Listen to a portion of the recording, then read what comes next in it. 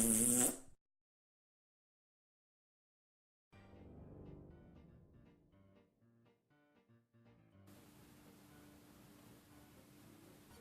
guys, Anton from Flytrap Factory here with the second of our small Flytrap Showcase episodes. Following on a tale from the one I posted yesterday on our YouTube channel, I'd like to introduce you today to Dirge Dropnuts. He is the co-pilot of Flight Lieutenant with Crackstink's fighter bomber.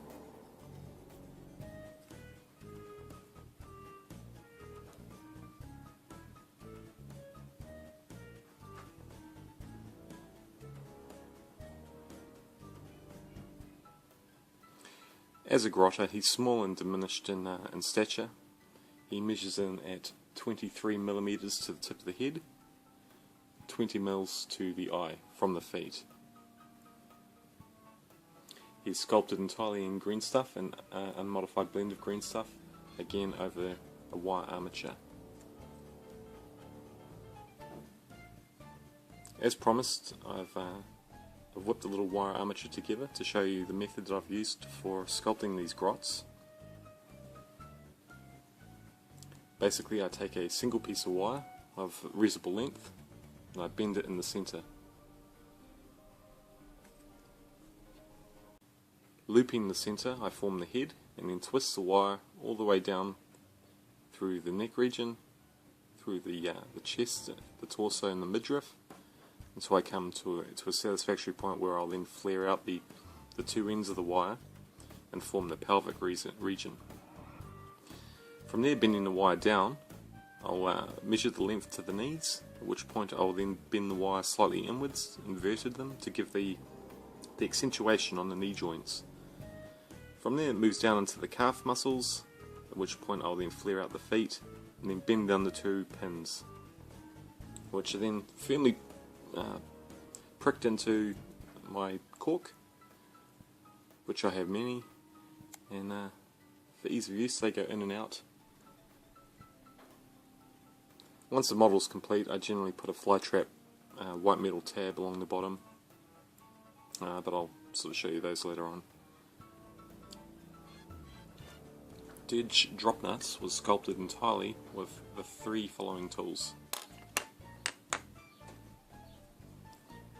This here is the tool that I showcased in yesterday's model, the With Crackstink model, my homemade dowel tool with a sewing needle located in one end and the flattened metal paddle on the other. This is my core tool at present, as I indicated yesterday. Beside it I have a jeweler's screwdriver, one of the smallest in the series that you can get your hands on easy enough at your local $2 shop or something of the like. These have been my primary tool for years. I just take the end of the jeweler's screwdriver, I snap it off, I've fixed it into place here with the handle off one of Galforce 9's X-Acto blade type scalpel implements, easy to lock into place, at which point I then file down the tip of the screwdriver until I get a nice rounded, smooth, burless tip. For equipment folds, uniforms, anything that needs sort of draping and smoothing over, I use a standard hard-tipped clay shaper. I go with the black versions as opposed to the grey because they've got that sort of firmer tip.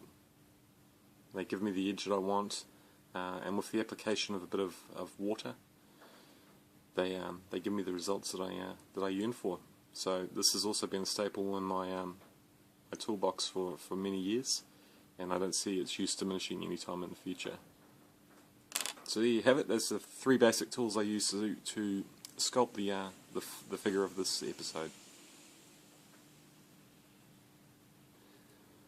Now, Dirge, while still an important member of the bomber crew, it doesn't have the importance that Flight Lieutenant with Crackstink had. So, he's slightly smaller, and he doesn't get all the cool gears that Whiff did.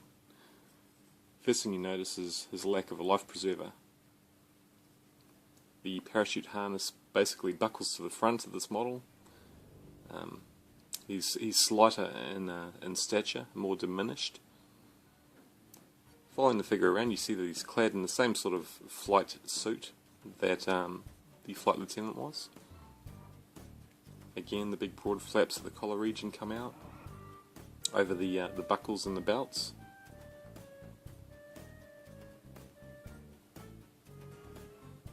He still has all the waist pouches, ammunition, clip pouches, ancillary equipment packs adorned around his waistline. And back to his parachute at the back, obviously the most important tool in his arsenal, the parachute. The rest of the model, he has your standard flight gloves, the flight cap, this time lacking the goggles that were portrayed on yesterday's model. Here's a scale comparison of the two side by side.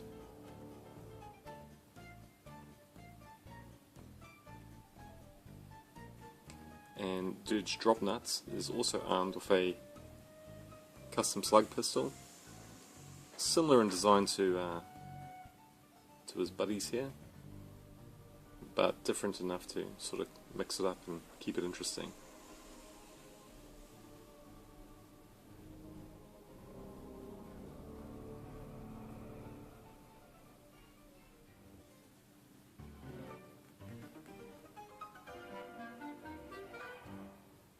So that's Dirge Dropnuts and Whiff Crack Stink side by side, the first two members of this particular bomber crew, the pilot and his co-pilot. Both of these models are going to be vulcanized, put through standard molding procedures using our equipment here at the studio, and will be released in white metal. Just as a side note, here at Flytrap we also cast in resin using RTV silicon molds in the gravity feed process. We may eventually do these in resin as well, but for now the ease of getting these sort of products to market sort of lies in the ability to mold and cast in white metal. So for now that's where they will end up. For further information, product information, detailed photographs, etc., or if you want to get a hold of me or any of the group that I'm involved with, please feel free to drop a PM on the Flytrap Factory Facebook page, or flick me an email. I basically operate out of the studio every day, and we're pretty quick to respond. So if there's anything you need, just drop us a line, guys. But other than that, thanks again for your time. I hope you enjoyed this little episode, and I hope that you like the direction that this Grot crew are headed. So, in saying that, I'll say farewell, and until next time. Thanks, guys.